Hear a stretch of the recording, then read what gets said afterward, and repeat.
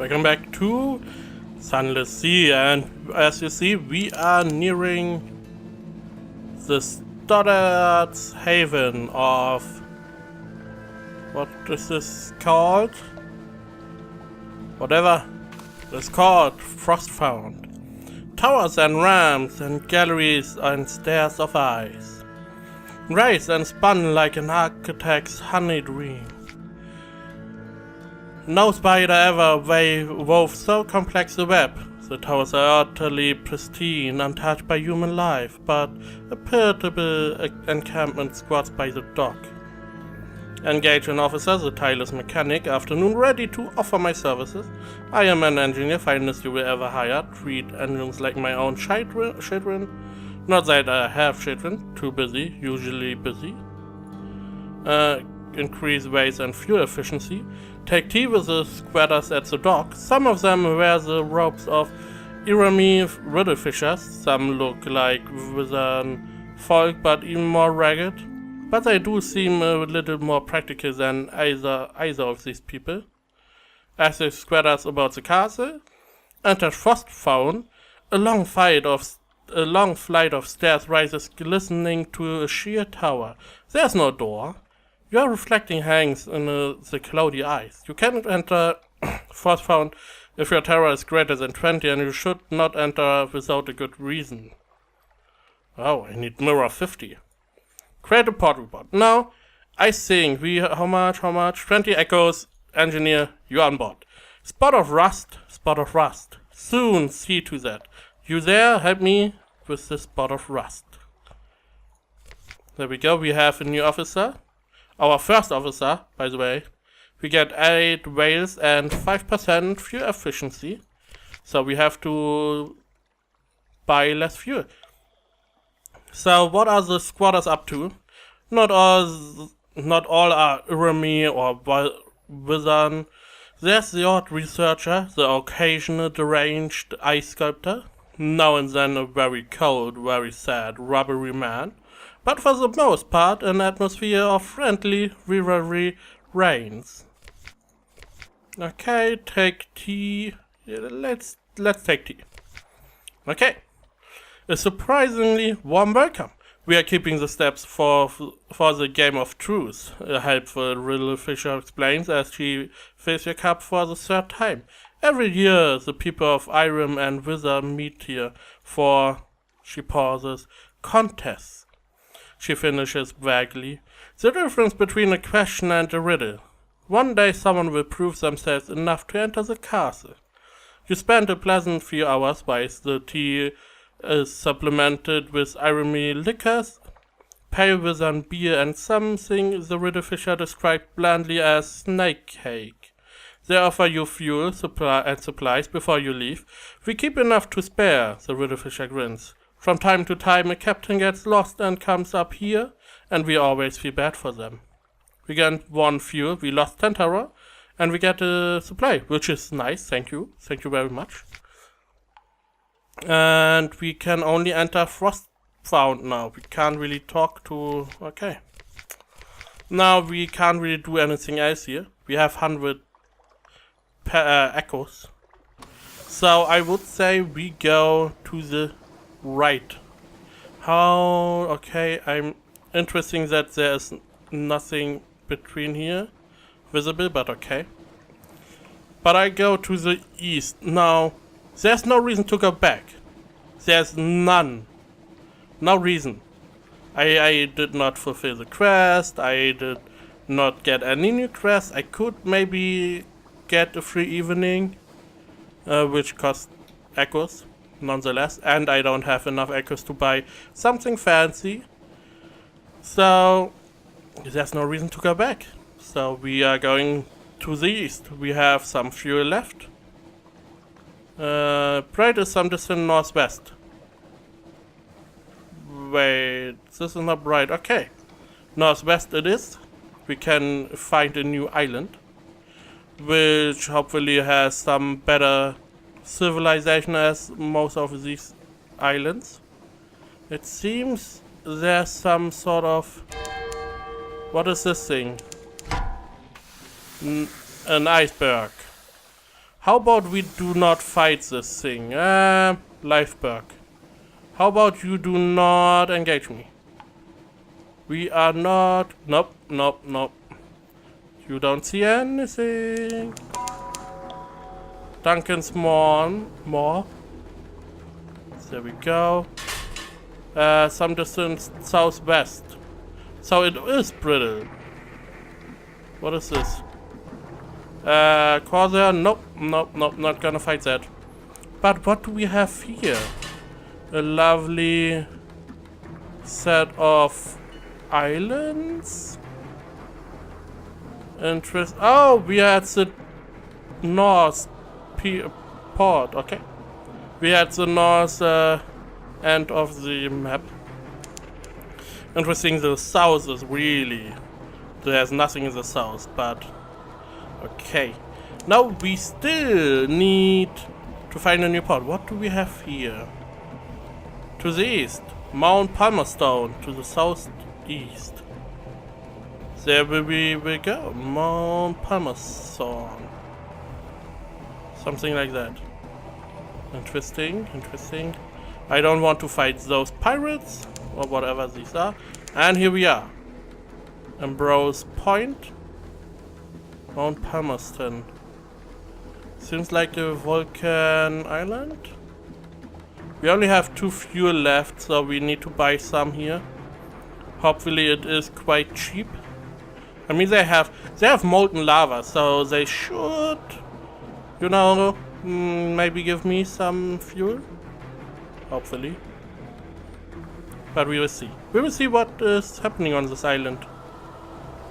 Maybe we will finally get our mission on the way, so we can go back to the Admiralty and get something in return. Which would uncover a lot of land I did not visit before. Here we are. Taking a tight corner. There we go. And dock. Brimstone. Always brimstone. Mount Palmerston. Sullen lights glow green at the jetty's edge. Go up to the crater. They say the road to hell is paved with good intention. Now we are first off go here. Dig among the ruins. Let's chat with the portfort. There was a revolution in hell, and the aristocracy of Davis fled here. Here they plot in exile. A shrug and a curse. They don't do us any harm. They stay up there, and we stay down here. If hell is fighting itself, that's good for us all, isn't it? Got a new report. Explore the island. Tangus of Thorns climb the rocky slopes of the volcano. And oh, a priority encampment. There was an empty cliff top above the black waves. Now it blazes with color. Strip tents, colored flames, the music of pianola and kettle drums. Mustachioed woman and a languorous man play chess, carve bones, eat cats, and polish their terrifying brass weapons. These are Iron Republic privateers. Pirates whose practice contravene the very laws of nature. We could attack, they are numerous, but lost to wine and music, you will have the element of surprise, but it is very hard to know exactly what those weapons will do. A matter of luck, it could go either way, 50%. Creep, close, and eavesdrop. The Republic is privy to the gossip of hell. Creep close and you may learn impossible secrets. Let's go attack. An unfair fight. The privateers run, yell, and fall, but no one seizes a weapon like a trombone inscribed with blasphemies.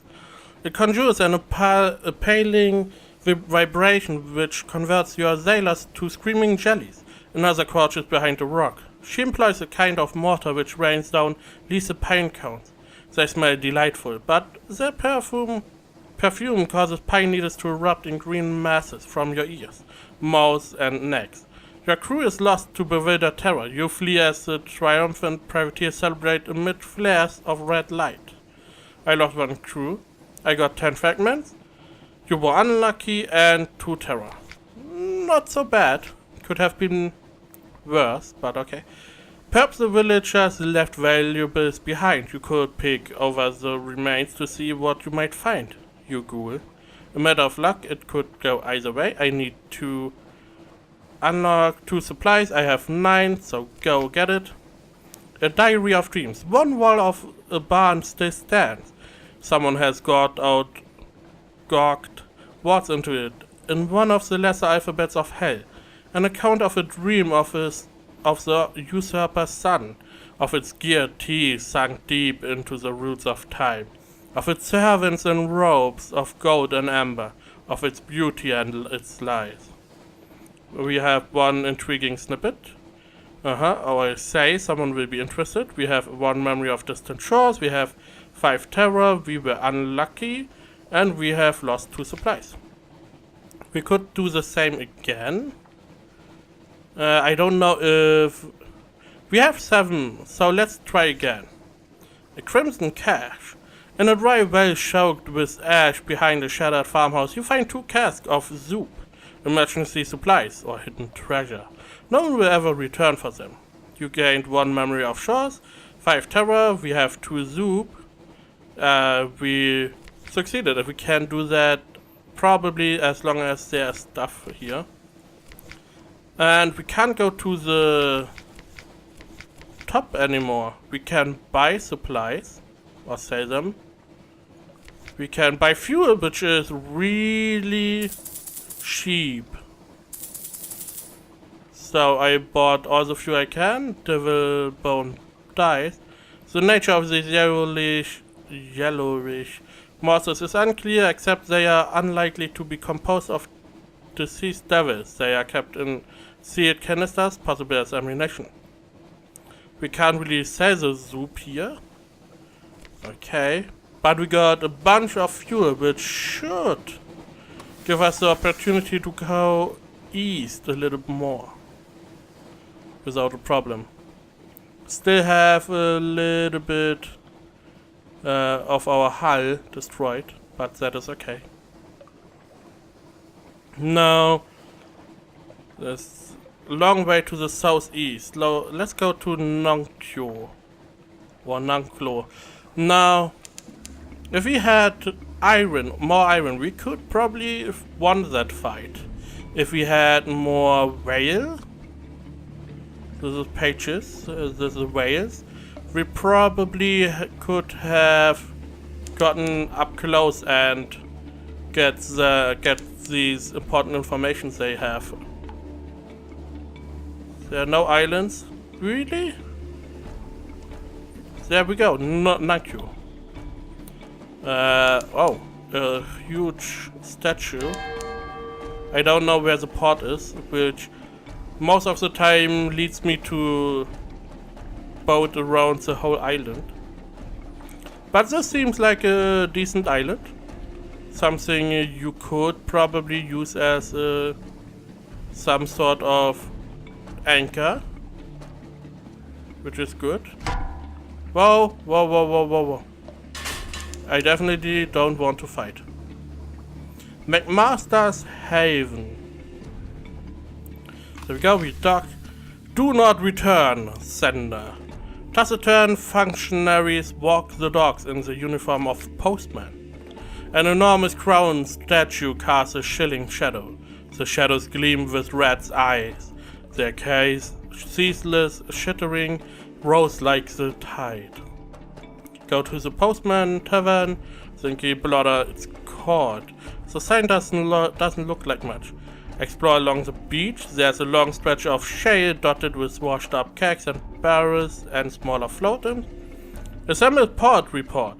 You may not be very familiar with the locus yet, but you can provide a preliminary overview, which would cost us nothing? No, okay. Surface details. There's the statue in the middle of the island, visible as you see. That's hard to miss. There's the way everyone wears a uniform and the way they call each other by their ranks in the postal service. There's the way the port authorities refer to regulations. There's the jargon. the curious habit of referring to any used up things as cancelled, as though the whole world were made of stamps. You write about a vestigial bureaucracy and about trappings of order retained far from home. Okay. Now let's explore. Shifty going. The rocks slip and slither underfoot, but you keep your balance. Every lap of the wave drags up some new letter or parcel. The face of the water is dotted with them as far as you can see in the blackness, carried by a powerful current. Argue with the man holding a broom. He is determined. He keeps shoving letters into the sea keeps shoving them back. Assess the man holding a broom. Both of you together will still won't achieve anything, but maybe he would feel better. He would feel better. Rescue a ticking parcel. It says refused by recipient. What could possibly go wrong? Have you read this far, but take a look at the ticking parcel? Safer it than you. Let's take it. Tick, tick, tick. Inside layers and layers of wetted cotton is an elegant anniversary clock. Gilded redwork gears under a glass dome, sapphired face, scintillating embellished hands. Designed to run for a year and a day before stopping. Most likely a wedding gift. The winding key is not included. An oversight? Or is this a wedding gift from someone who did not expect the marriage to last? Whatever the giver's intention, it hardly matters now. Given without its key, the clock works and gibbous will fetch a nice price. We got a new outlandish artifact. Now let's argue with the broom man. No luck. It's pointless, of course. You try to tell him the shouting into the shore wind. He stops and stares at you with blind eyes for a minute or two, then returns to his occupation. Can he even see the messages he is so desperate to send back into the water? An occurrence. Your nuncio learned in postal secrets qualities no 1, aware of floatsmen and jetsmen. Study the odd currents here. The water that floats them ashore does not follow the usual patterns. 30%. Let's go with that. Squinting and guesswork. It's no use. A few hours of exploration, of squinting out to sea and flinging shiny floats into the water produces no better understanding than before. I mean, does this cost something? No. I earned imposter secrets no more than 3. On all sides, you make a complete circuit of the island. The whole shoreline is alike. All of it covered in debris, all of it washing steadily inland from every direction. Not the work of some directional current. It's more as though the whole undersea were draining into non-cure. Except, of course, that force did not affect your ship when you came this way. It does not stop ships leaving. Evidently, it works only on the post. You succeeded. Good. We succeeded. I have no idea what we could do this again. But we succeeded once. Don't know what that means, but okay. Now go to the postman's tavern. Warmer inside than it looks. Faces turn in your direction, but no one seems surprised to have a new arrival on the island. Lit by 2 raring fires, one at either side, either end of the room, the bartender is in postman's uniform, like almost all of the patrons. A nose-less postal inspector called Blunt Thomas delivers the drinks. The clear tables stacks the firewood. Listen in on posted tall tales, fishermen brag about fish that got away, postmen brag about hard deliveries. Ask why the local currency consists of rats, 2 strings of rats for a pint of ale, 3 strings of wine, 5 for the tolerable brandy under the bar. Ask about that big statue in the center of the island. If there were a guidebook for visitors, it would have to be the very first entry. Ask how they all occupy themselves all day. There must be more than this. Ask why the letter wash ashore here. Maybe one of them will know. I need some better cultivating friendship. So let's ask about the big statue. The monumental postman. Oh, that! It's all of us, isn't it? Sort of the spirit of the island. Most of them don't seem troubled for more of an explanation than that. So the hairless postwoman tells you it doesn't always look like a foreign London postman at all. That it used to have a different face and a more old-fashioned outfit. Cultivating freshman with the postman. We can now ask about the letters. The pull. It's a pull, they tell you. Dead letters are like so many iron fillings drawn to nunk you. See for yourself, suggests the hairless postwoman. Go down to the shore, collect up a bunch of what's washed there, and you will feel it soon enough. Saves time for the rest of us, says another voice. Apparently beach scavenging is a civic duty hereabouts, like working in the dead letter office. Invited to serve, we get 10 fragments. We are now a newcomer and familiar with the pull. Okay, we could listen to some tall tales. Amazing what you get for a penny stamp. Delicate bodies lowered down chimneys on a rope. Do not fold under any circumstance. Letters cut through a narrow slot. Rattling, grounding crates brought back to the same address every day for 22 days running. The windows they pried open, the servants they bribed, the delivery surcharges they paid out of their own salaries just to get rid of one more packet. It is hard to tell which they hate more, the senders of mail or the recipients. Stand to reason if the message was a welcome one. They would tell the other fellow in person, reflects the hairless postwoman. We are now at 3. We could... this is the same, which still gets us mail. Oh. All unhappy postmen are alike. The stories have different beginnings: boredom, frustration, a fellow who was overwhelmed by guilt after a missed delivery, but they always end the same way.